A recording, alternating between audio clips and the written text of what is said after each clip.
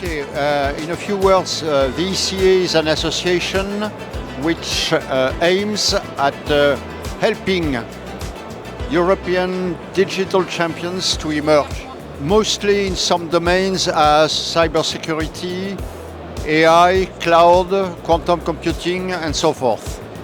And we do that, among others, but creating bridges between people, between the different components of the ecosystem. Can be vendors themselves, corporations, investors, and so on and so forth. For a very good reason is that companies that do not know each other enough have no chance to partner, and if you don't partner, they have no chance to do more. So back to basis, networking is very important. Also helping corporations to really take the time to compare European products to other, such as US products, is important. That's what we do.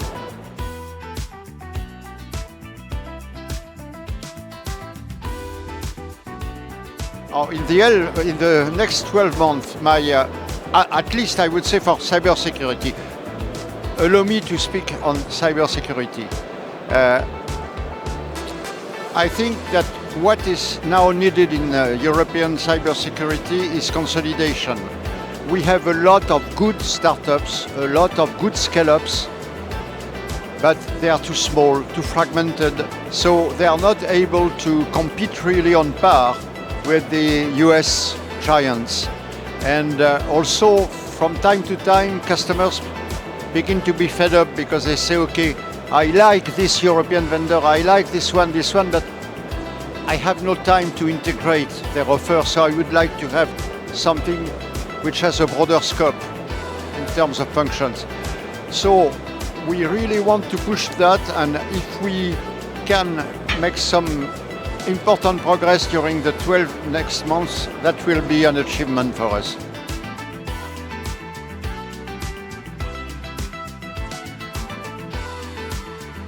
Of course it is. I mean, we are in a situation no one would have believed that 6 months ago, but it is happening.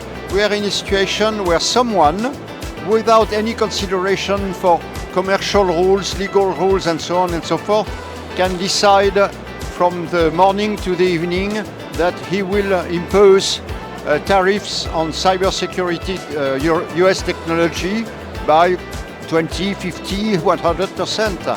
That would be a terrible disturbance for the European players.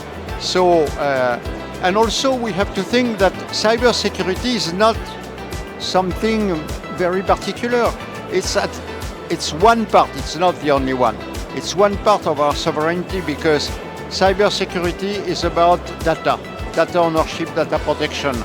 If you don't protect your data, if you don't own your data, you are dependent. You are dependent on the economical level.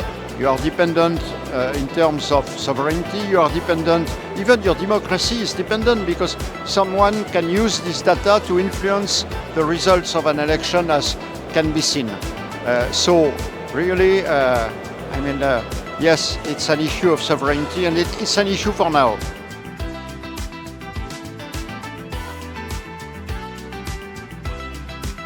I think it is because, as I said, we do not miss.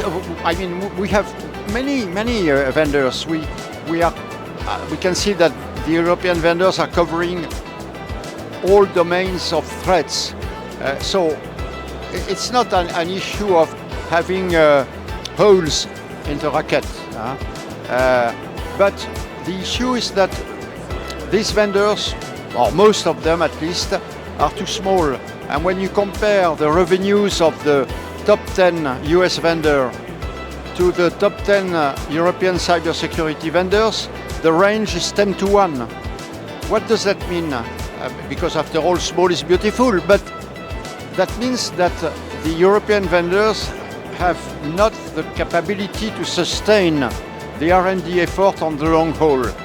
And cybersecurity means R&D plus R&D plus R&D. So if European vendors want to have a good R&D and produce good products, they, one way or the other, they have to consolidate together.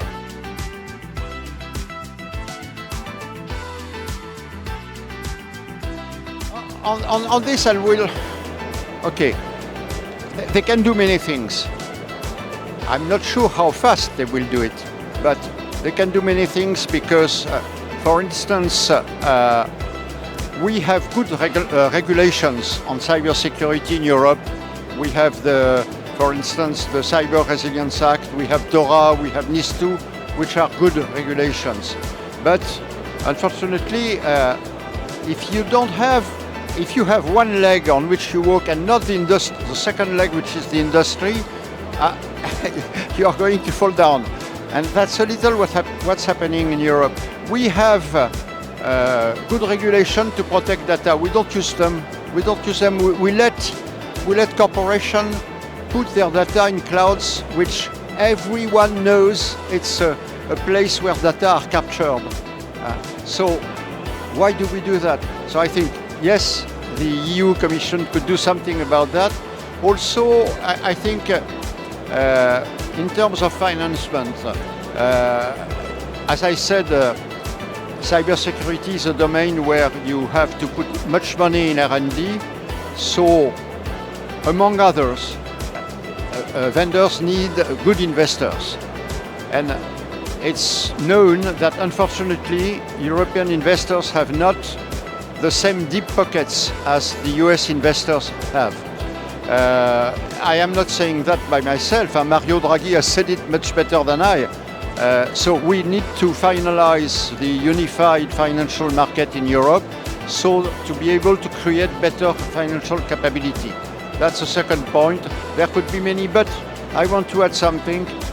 I think, as always, the institution moves when there is a push from the basis. And here the basis are the entrepreneurs themselves. If the entrepreneurs begin to unite, begins to work together, then the institutions will move in the right direction.